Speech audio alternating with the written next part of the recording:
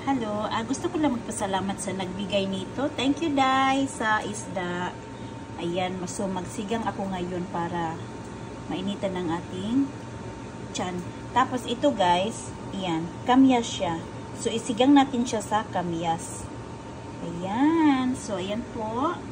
Actually, mayroon nang nakaluto ito.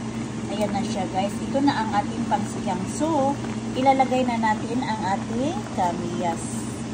Ayan. So, nilagyan din natin siya ng pangsigang powder. Pero, dinagdagan natin siya ng kamyas para medyo maasim talaga. So, ayan. Ito siya, isda. Tapos, nilagyan ko siya ng talbos ng kamuti. Yung talbos ng kamuti ko na naka-freezer. So, ayan. At tapos, nilagyan din natin siya ng yung porcelain na damo. damo talaga. So, ayan po ang ating ginagawa dito sa ano na to. Sa ulam na to. So, titikman ko ngayon. Nilagyan ko lang siya ng kunting asin at paminta. Oh my goodness. Ang sarap. Ano talaga, perfect talaga siya sa timpla. Ayan po ang ating ulam for today, sinigang sa kamyas. Ayan. Para lang talaga siyang tinula, guys. Pero, nilagyan ko na siya ng konting twist para mag-asim ng kunti. So, ayan. Ginawa natin siyang sinigang. O, diba? Kakain na ako ngayon. Kakain na. Ay, sarap ng sabaw. Sarap ng sabaw. Baliktad natin.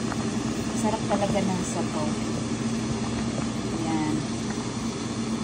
Tapos, ayan naman ang ating partner. Of course, hindi mawawala talaga ang kanin dahil kanin is life. O, diba? Kaya, hindi yan mawawala talaga sa kusina ko. Bahala na kayo, basta ako talaga is kanin for life. Kaya nga tayo namimigay ng bigas kasi, ewan ko, hindi talaga ako mabubuhay guys nang walang kanin. Ayan, ang ulam natin is sinigang with kanin. Ayan po. Bye guys! Ito pa pala, nakalimutan natin siya lagyan ng siling pangsigang, kaya lagay na natin. Yan! O, diba? Sarap. Ang sarap-sarap. Diba? So, ayan na. Kakain na tayo. Ayan o, diba? Ang sarap, no? Ang sarap ng sinigang na isda na fresh yung galing sa ano. Tapos, syempre, yung kanin natin. O, yan. Kakain na. Kakain na po. Kain na tayo.